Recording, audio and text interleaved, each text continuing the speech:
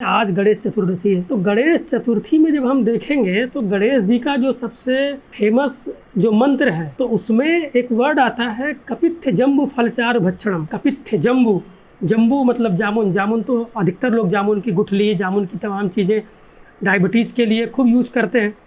उसके अलावा कपित्थ मतलब कैथा, उड एप्पल जिसको बोलते हैं, उसका जो उड एप्पल का जो कच्चा उड एप्पल होता है, कच्चा जो कैथा होता है, वो प्रमेह रोगों के लिए, सर्दी खांसी के लिए, इवन हृदय रोगों के लिए बड़ा अच्छा होता है। गणेश जी का फेवरेट जो खाना है वो मोदक है, लड्डू। लड्डू मधुर रस प्रधान होता है।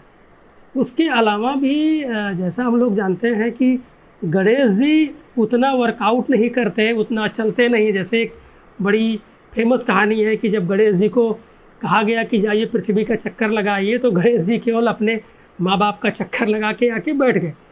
तो और दूसरी बात, गणेश जी का एक पर्यायवाची है लंबोदर, जिसमें उनका पेट निकला हुआ है। तो ये सारी चीज़ों को जब हम देखेंगे तो उनको कफ प्रधान व्यक्ति वो समझ में आते हैं। तो इसका जो इलाज है, कफ का जो इलाज है वो बिटर टेस्ट है, तिक्त रस। भारतीय दर्शनों को जब हम देखेंगे तो हर जगह आपको कहीं ना कहीं स्वास्थ्य मिलेगा। जैसे अभी बारिश का मौसम चल रहा है, तो अगर हम बारिश के मौसम को या भारत के पूरे मौसम को अगर एनालाइज करेंगे तो हम ये देखेंगे कि ये वर्षा ऋतु में सबसे अधिक व्रत और त्यौहार होते हैं। क्योंकि आयुर्वेद ये बात कहता है कि वर्षा ऋतु में अग्नि सबसे कमज़ोर हो जाती है।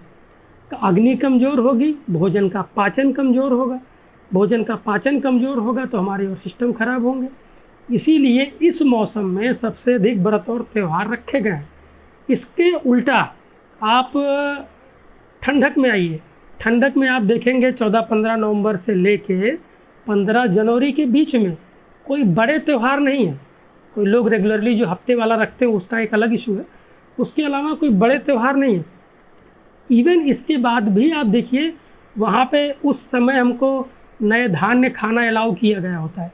क्यों? क्योंकि अग्नि हमारी अच्छी होती है। यही सेम चीज़ हम इसको इंटरनेशनली देखते हैं तो वर्ल्ड वाइड जैसे और देशों में जहाँ पे ठंडक ज़्यादा समय तक रहता है, ज़्यादा समय तक ठंडक के कारण वहाँ पे फास्ट फूड खाना, फास्ट फूड पचाना आसान है, जबकि हमारे देश के लिए उतना अच्छा नहीं है। लेकिन ठंडक में हमारे देश में भी फास्ट फूड पच जाता है।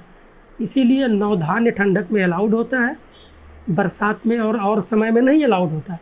तो जब हम पूरे सिस्टम को, पूरे भारतीय दर्शन को देखते हैं तो हमको कहीं ना कहीं स्वास्थ्य जरूर मिलता है। देखिए व्रत का जो मेन है कि व्रत रहने से अग्नि अच्छी होती, आपके शरीर को हल्का महसूस हो जाता है।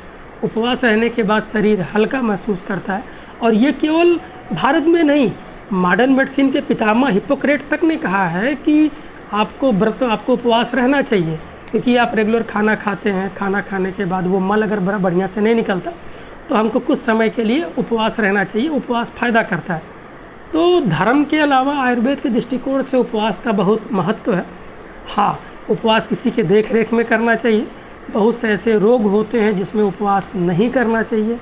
उसके अलावा गर्भवती महिलाओं को उपवास के लिए अच्छा नहीं माना जाता, बच्चों को उपवास के लिए अच्छा नहीं माना जाता, या वो जो कमज़ोर होते हैं उनको उपवास नहीं रखना चाहिए।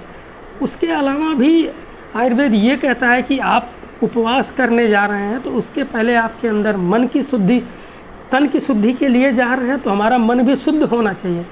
इसीलिए काम, क्रोध, लोभ इसको त्याग के उपवास करें तो बेहतर होता है।